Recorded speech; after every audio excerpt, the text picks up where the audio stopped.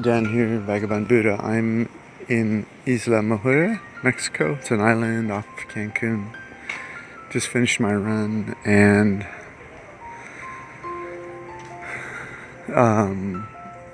some questions occurred to me. I don't really have answers. I don't know that answers are always any more helpful than living in a question, but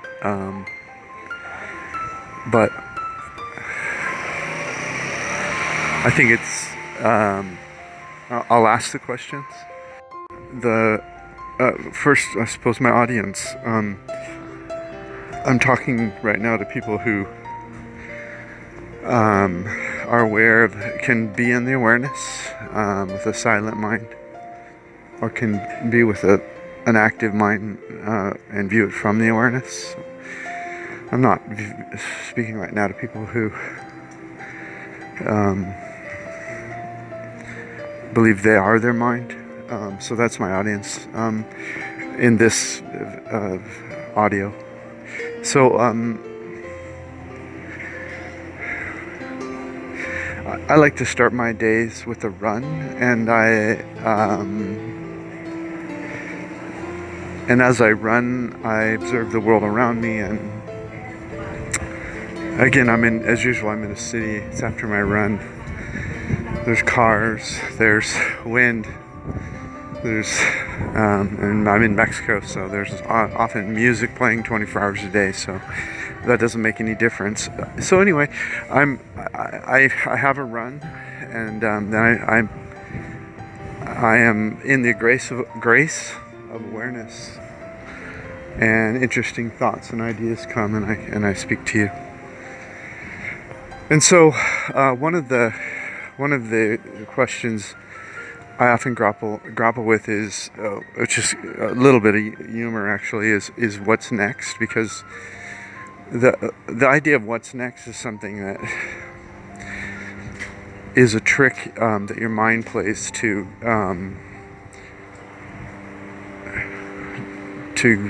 get your attention when you're not comfortable, when you haven't been in awareness for long, when you're new at it.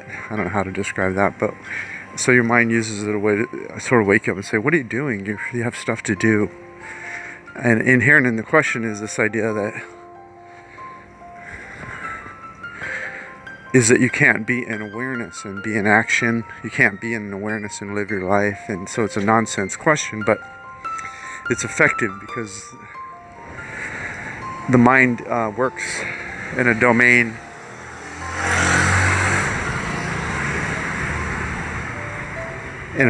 of anxiousness, and so if it can get you to be anxious, like, what are you supposed to be doing right now?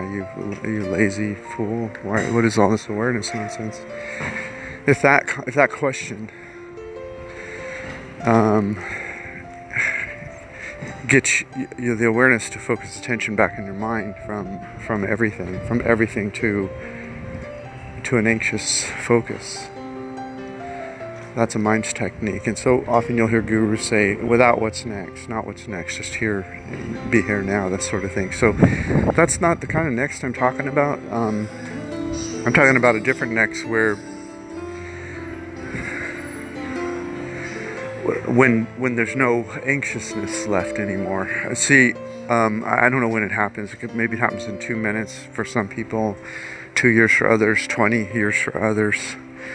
I'm not talking about time here, but there will be a moment where where the grace of awareness comes to you more easily, and there's no fear left that grace is going to stop.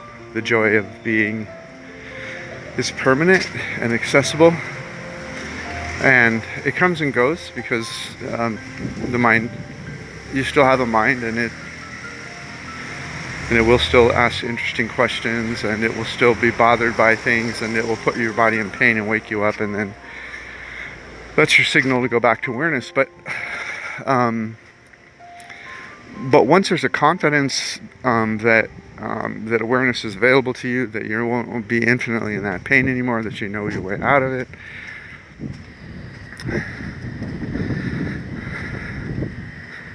then there's a different next that comes up, and it's kind of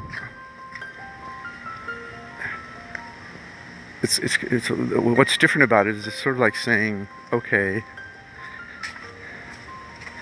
I get it. I am aware the pain is gone, and I'm a living human being. I have a mind still. That gives me pain once in a while, wakes me up. I go back to awareness.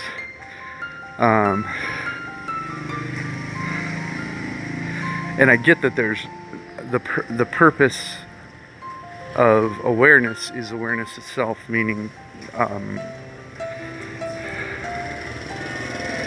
that if enough people found awareness, if you will, the singularity would be a single team, and many of the human problems of starvation and planet destruction and all of those things, accumulation of wealth, uneducated lower class, all of the human problems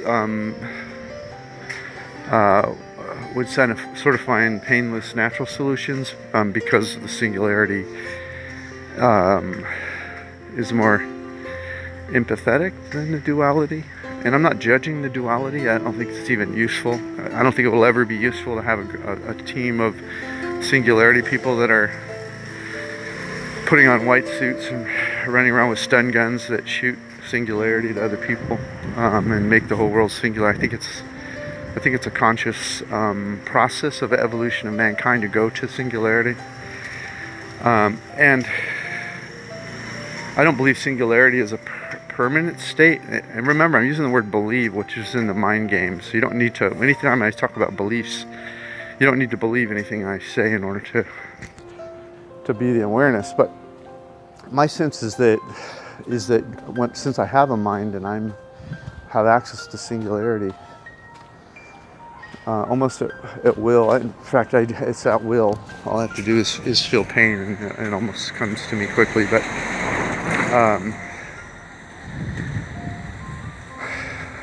so the purpose of awareness or of singularity is the evolution. I think it's a evolution of consciousness, and the purpose is the evolution. And I don't know that it ends. Maybe there's a next step after people wake up.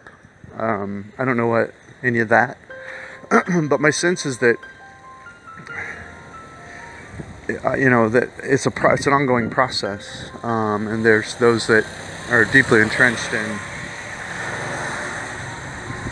the old, and those that are more open to the idea of the new. And anyway, so the new, not new better, new good, not old not as good, old bad, because you need both, right? You can't have new without old. So I'm not judging here. I'm just talking about a new kind of what's next. So you're in awareness. There's no next of the mind kind, like anxious next. There's a different kind of next, which is, and these are questions. I don't have answers for you. What's next? Like, do I?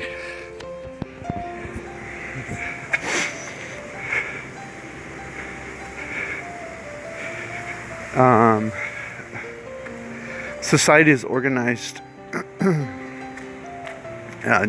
different ways around the world, but basically you have, food producers, shelter producers, technology producers, entertainment producers. There's categories of an economy that, and again, I don't have answers here, so.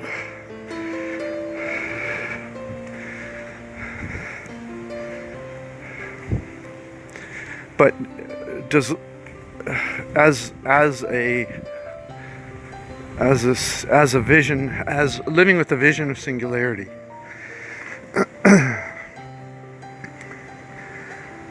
do all those things reorganize in some way, more in a singular fashion? Do they? And what's my role in it? Like, do I become a guru? Is everyone who's a singular person a guru? And how does that make sense in an economy when there's only gurus towards the end? Or do people during the transition phase, or maybe I'm getting ahead of all of this, maybe none of it matters, but maybe an example. What about an accountant who's enlightened and they're thinking, I'm enlightened now, so I know how to be in the present moment. I can be totally immersed in the quality of whatever I'm doing without the pain of something in my life that isn't working out because I'm focused on the present moment and I'm enjoying.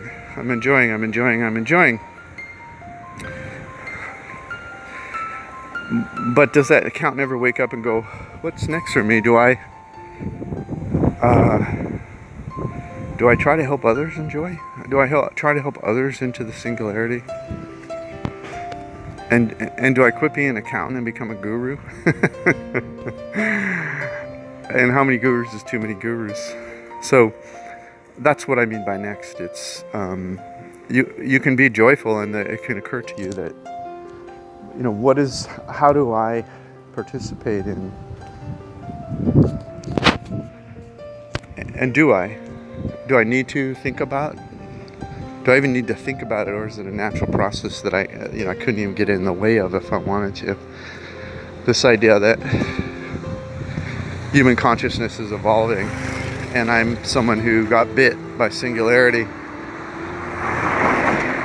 and now I'm watching the zombies around me, wondering when they're gonna get bit by singularity, and wake up. And who's gonna wake up? When are they gonna wake up? What's the best way to wake them up? That whole dialogue about moving society forward. And does it become a religion? Is it organized? Is it individualized? So that's the next I'm talking about. And I suppose I'm asking the question right now because I'm sort of in a transitional phase where I was making money in one area, and which is unrelated to singularity or single consciousness or awareness, or whatever you want to call it. And I'm making a transition to another area unrelated to singularity, another income producing system. And I'm studying it, I'm interested in it, it's fun, I'm engaged.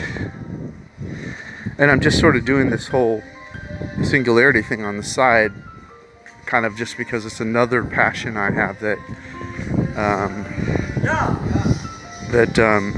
is just sort of wants to manifest through me. And it's really simple. I just run in the morning and ideas come to me and I share them. So it's not, it's joyful, it's fun.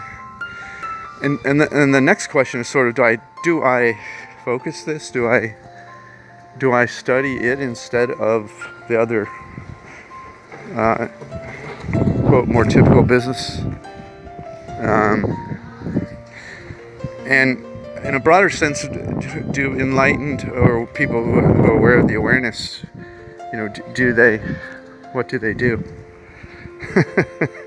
Do they just be an accountant and enjoy their life doing that, or are they trying to migrate to some system where they're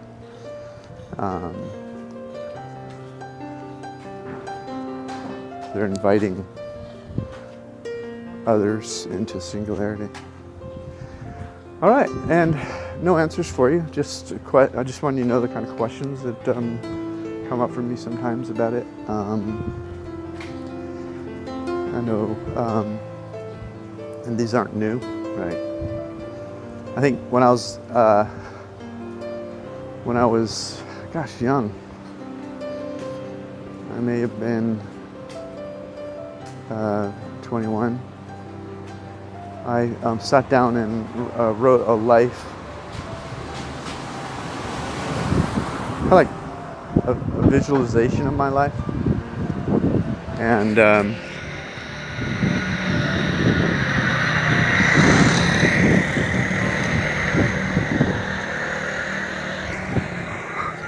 one of the ideas was that I would spend a portion of my time in life learning and experimenting, and then as I got older, as I transitioned to about this age, I would begin to teach, if you will, the things that seem to, the things that need to be, that were more fundamental. Teach the fundamentals, if you will, things that were less transient and that were less in fashion one year versus the next. Somewhere I have a spreadsheet that has the name of the entity, and it wasn't the one I'm using now here, but it implied this idea of school of life sort of thing, to sort of transition and tell stories about the school of life. And so yeah, it's interesting that map has been evolving and over the years, and almost like it was imprinted in me, not like I woke up every morning and said, okay, what year is it? What am I supposed to be doing now? It was more of a romantic vision of my life, and that, you know, that it had to be for more than me. I mean, life has to be for more than yourself. So if you go at it with all the vim and vigor, of course, which is more youth oriented, to get what you want out of life, whatever that is, it doesn't have to be all materialistic. But for me, it was when I was young. And then as you got older, you know, as you put a wake behind the boat and people notice the boat moving, to begin to talk about what works and what doesn't, so that maybe people can save some time. And it's kind of an ego-centered view of things, like I did it well, listen to me now. But as you get older, you realize that it's true that it is egocentric, but it also, as the information that you would teach changes, because what you consider fundamental at 21 is not the same as, you know, as you get into your later years. So maybe as you get older and wiser, it becomes less about maybe teaching things that are flashy, and it becomes more about teaching things that are really about quality of life and what really made a difference in a holistic sense. So anyway, so what's next? What's next for me? What's next for you? What's next for the movement of human consciousness? And does it unfold? Does it need to be directed? Does it unfold automatically? Does it need a center? Or can it be more chaotic? Okay, that's it for today. Thanks for listening. This is Dan of Vagabond Buddha, coming to you from Isla Mujeres in Mexico. Bye. Oh, hope you're here. Hope you're here, and I mean that in the singularity sense.